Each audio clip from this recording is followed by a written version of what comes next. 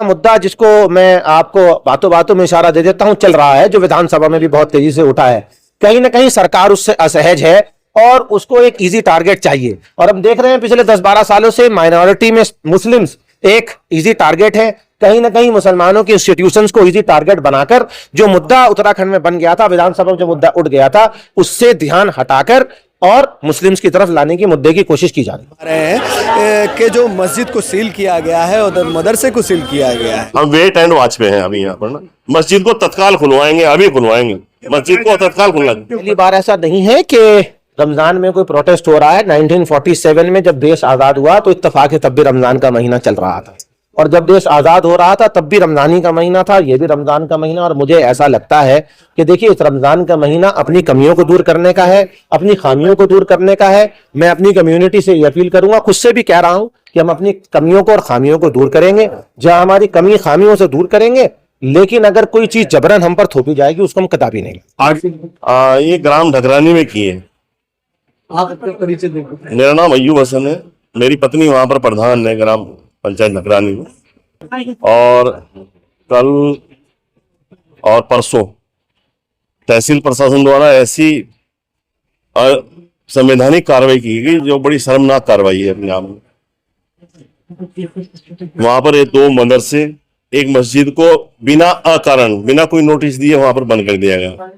मतलब हम नहीं समझ पा रहे हैं कि ये किस तरह की कार्रवाई है, क्या है। ना तो कोई आरोप तय हुए। किसी भी चीज को करने के लिए कोई सरकारी प्रक्रिया होती है तो हमेशा उस चीज को पहले नोटिस दिया जाता है कि भाई ये चीजें हैं या तो उसको ठीक कर लीजिए, उसमें समय दिया था। लेकिन कुछ भी नहीं। 27 तारीख को हम लोगों को मतलब एक नोटिस पकड़ाया, वैसे चस्पा किया। 28 तारीख को नोटिस दिया, 1 तारीख को आकर के जिला प्रशासन ने मस्जिद को बंद कर दिया। इस तरह की जो कार्रवाई है, उस चीज से मुस्लिम समाज के अंदर एक बहुत गुस्सा उभर रहा है और बहुत गुस्सा फूट रहा है, मतलब जो कि बहुत गलत है। अभी उस चीज को लेकर के हम यहाँ डीएम साहब से बात करने आए थे। डीएम साहब को यहाँ पर मौके में मिले कि हमारी जो सिटी मजिस्ट्रेट से बात हुई प्रतीश कुमार से, तो उन पर हमने रखा, यही बात रखी सब लोगों ने कि भाई एक तो मस्जिद को तत्काल खोला जाए, अभी सडनली अभी तत्काल खोला जाए, नहीं तो यहाँ पर जो हजारों की भीड़ है लाखों में बदलेगी और लाखों में बदलेंगे और बहुत सारी सड़कों में बदलेंगी। अभी तो हम जनप्रतिनिधि लोग आए यहाँ पर, कुछ ही लोग आए हैं, लेकिन अगर जल्दी से कोई कार्रवाई शासन प्रशासन नहीं लेता तो ये भीड़ जो है लाखों में तब्दील होने वाली है। यहाँ पर हम वेट एंड वॉच पे हैं अभी यहाँ पर ना। मस्जिद को तत्काल खुलवाएंगे, अभी खुलवाएंगे मस्जिद को। वो कुछ ऐसे जमीन में बनी हुई नहीं, वो पहले सरकारी जमीन पे बनी थी, लेकिन आज तो हमने रजिस्ट्री की जमीन है हमारे पास, हमने अपनी जमीन खरीदी। वो जो पहले सरकारी जमीन में बनी थी, आज से 30 साल पहले मस्जिद बन गई थी, वो सरकारी जमीन में बनी थी, तो उसका डिमोलिश कर दिया था हम लोगों ने खुद ही। हमको सरकार ने कहा कि ये सरकारी जमीन में उसको डिमोलिश कर दो, हमने खुद ही तोड़ दिया था उसको। हमने अपनी जमीन खरीद करके गांव के अंदर अपनी जमीन खरीद करके उस पर मस्जिद बनाई है। और वहां पर एमडीडी का कोई, हमको पता भी नहीं था कि एमडीडी का कोई नक्शा ही पास होता है। गांव में तो कभी एमडीडी का ही नहीं, पहले साड़ा होता था, लेकिन अब पता है। मैजिस्ट्रेट के बिहाफ पर और जिले के अधिकारी, सिटी मैजिस्ट्रेट और एसडीएम और दूसरे लोग थे, डिस्ट्रिक्ट मैजिस्ट्रेट से वार्ता नहीं हो सकी क्योंकि वहां शहर पे नहीं है, ऐसा बताया गया है। देखिए, हमारी मूल मांगी ये थी कि जो मदरसों को जबरन बंद किया जा रहा है और बंद करने के बाद, सील करने के बाद कोई नोटिस नहीं तामील कराया जा रहा है, ये बिल्कुल अगेंस्ट लॉ है, against principle of national justice है। हमने ये कहा, जिन मदरसों को आपके द्वारा बंद किया गया है उनको बंद करने का आप कारण बताएं। दूसरा, एक मस्जिद बिना किसी नोटिस के ढगरानी में बंद की गई है, बहुत मजाक। आपको एक हास्यास्पद बात ये मैं बताना चाहूंगा कि 1 तारीख को दोपहर 3 बजे प्राधिकरण ने सुनवाई का नोटिस दिया था कि आप अपने जो है कागज पत्तर लेकर 3 बजे स्पष्टीकरण दें, लेकिन सुनवाई का समय 3 बजे था, मस्जिद को 12 बजे सील कर दिया गया। तो ये इससे दर्शाता है कहीं ना कहीं हठधर्मी है और कहीं ना कहीं जल्दीबाजी में यह कार्रवाई की गई है। हम ऐसी किसी भी कार्रवाई के खिलाफ है और जब तक प्रशासन हमारी बात को नहीं सुनेगा और आंख मूंद के बैठा रहेगा, हम यहाँ से जाने वाले नहीं है। रमजान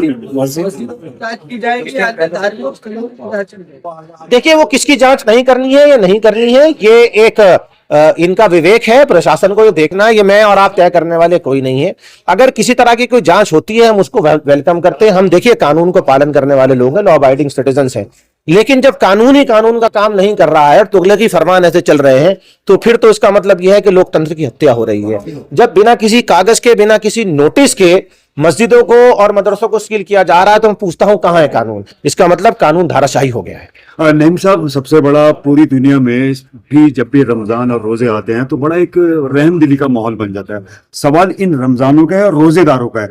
अगर इस मुहिम को लेके आगे चलना पड़ा तो उसकी किस तरीके से देनी फिर बड़ी बड़ी बात है। देखिए, पहली बार ऐसा नहीं है कि रमजान में कोई प्रोटेस्ट हो रहा है। 1947 में जब देश आजाद हुआ तो इत्तेफाक है तब भी रमजान का महीना चल रहा था, और जब देश आजाद हो रहा था तब भी रमजानी का महीना था, ये भी रमजान का महीना। और मुझे ऐसा लगता है कि देखिए, इस रमजान का महीना अपनी कमियों को दूर करने का है, अपनी खामियों को दूर करने का है। मैं अपनी कम्युनिटी से ये अपील करूंगा, खुद से भी कह रहा हूं कि हम अपनी कमियों को और खामियों को दूर करेंगे।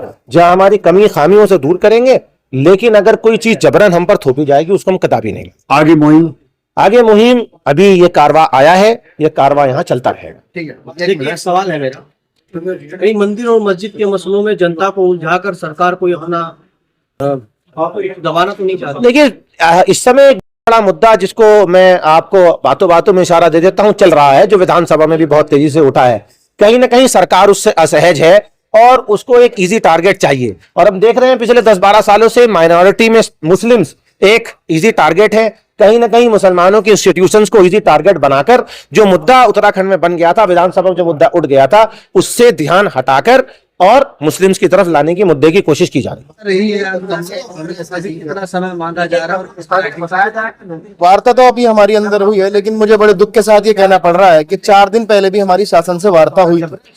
पहली पीड़ा तो हमारी ये है कि ना तो डीएम साहब हमें समय देते हैं, और एसएसपी साहब के पास गए थे तो उन्होंने भी समय नहीं दिया। लेकिन उनके बिहाफ पर जो भी जिम्मेदार अधिकारी हमारे पास आते हैं, जिनसे बात होती है, जिनसे वार्ता होती है, जिनके सामने हम अपनी कम्युनिटी की परेशानी रखते हैं, पहली बात तो यह है कि 4 दिन पहले हमारी एक डेलीगेशन की वार्ता हुई थी, और बड़ी जिम्मेदारी के साथ 2 अधिकारियों ने हमसे वादा करा था कि रमजान में कोई कार्रवाई नहीं। उसके बाद भी पता नहीं शासन के ऊपर क्या प्रेशर है, ये बड़ी संदेहपूर्ण कार्रवाई हो रही है कि आप एक मदरसे में डायरेक्ट जाती है टीम, ना कोई नोटिस सर्व करती है, ना उनको अपने डॉक्यूमेंट्स पूरे करने का, कोई बायलॉज पूरे करने का समय देती है। इतना ब्रिस्क एक्शन एक डिपार्टमेंट लेता है कि सीधा के सीलिंग कर देता है। हम जानते हैं कि प्रक्रिया होती है, बायलॉज पूरे करने जरूरी है। और मैं बड़ी जिम्मेदारी के साथ ये बात कहना चाहता हूं कि हम चाहते हैं कि हमारे मदारिस के डॉक्यूमेंट बायलॉज पूरे हों, लेकिन एक बहुत ही क्या कहते हैं, संदेहपूर्ण कार्रवाई शासन प्रशासन के माध्यम से होती है। वो जाते हैं सीधा का सीधा रमजान के चलते सील कर देते हैं, और जब उनसे मांगा जाता है कि शिक्षा विभाग के थ्रू ये कार्रवाई हुई है या एमडीडीए के थ्रू हुई है, तो एमडीडीए कोई नोटिस, जब आप कोई बिल्डिंग सील करेंगे तो मुझे एक सर्टिफिकेट देंगे, मुझे एक नोटिस देंगे, जिसके ब्याह पर आगे मैं अपनी कार्रवाई करूंगा, अपने डॉक्यूमेंट्स पुट अप करूंगा। लेकिन शिक्षा विभाग कहता है कि एमडीडीए नोटिस देगा, एमडीडीए कहता है शिक्षा विभाग नोटिस देगा। सिर्फ लोगों को दिलों में यही तो विभाग नहीं बता पा रहा। जो विभाग कार्रवाई करेगा, एक ज्वाइंट कमेटी गई, एक ज्वाइंट टीम गई, लेकिन कोई भी डिपार्टमेंट उसका सर्टिफिकेट नहीं दे रहा है, चालान नहीं दे रहा, उसको नोटिस नहीं दे रहा है, किस बिहाफ पर कार्रवाई नहीं कर, उसको डॉक्यूमेंट नहीं दे रहा है। हम सील करने के बाद भी कोई पेपर नहीं दिया जा रहा है। इसके आदेश जारी हुए थे 6 महीने पहले, सीएम साहब ने सख्त आदेश किए। क्या कमी है? वक्फ बोर्ड आपका जिम्मेदार, आपके मदरसा बोर्ड आपका, क्यों? पहली बात तो मैं कहना चाहता हूं कि अगर कोई मदरसा या कोई भी इंस्टीट्यूशनल बॉडी किसी ट्रस्ट के अंदर या किसी चैरिटी के अंदर रन करना चाहती है तो रन कर सकती है। उसको जरूरी नहीं है कि मदरसे में रजिस्टर्ड हो या वक्त में रजिस्टर्ड हो। कोई भी मदरसा, कोई भी इंस्टीट्यूशन, कोई भी एजुकेशन, या इतने बड़े बड़े स्कूल चल रहे हैं, सारे के सारे अंडर ट्रस्ट चल रहे हैं, आप बता दीजिए कौन रजिस्टर्ड है। अगर मैं मिड डे मील की सुविधा नहीं चाहता हूं अपने मदरसे में, तो आई एम फ्री, मैं ट्रस्ट के अंदर उसको रन कर सकता हूँ या किसी चैरिटी के अंदर उसको रन कर सकता हूँ। लेकिन अगर मैं कोई सुविधा ले भी रहा हूं सरकार से और मुझे उसके मानक पूरे करने हैं, उसके मानक पूरे करने के लिए मुझे समय तो दिया जाएगा। सीधा ही सीलिंग क्या, पूरे आधे देहरादून में, आधे हिंदुस्तान में एमटीडी के बायलॉज कितने फॉलो हो रहे हैं सब जानते हैं। कितनी बिल्डिंगें सीलिंग की जाती हैं।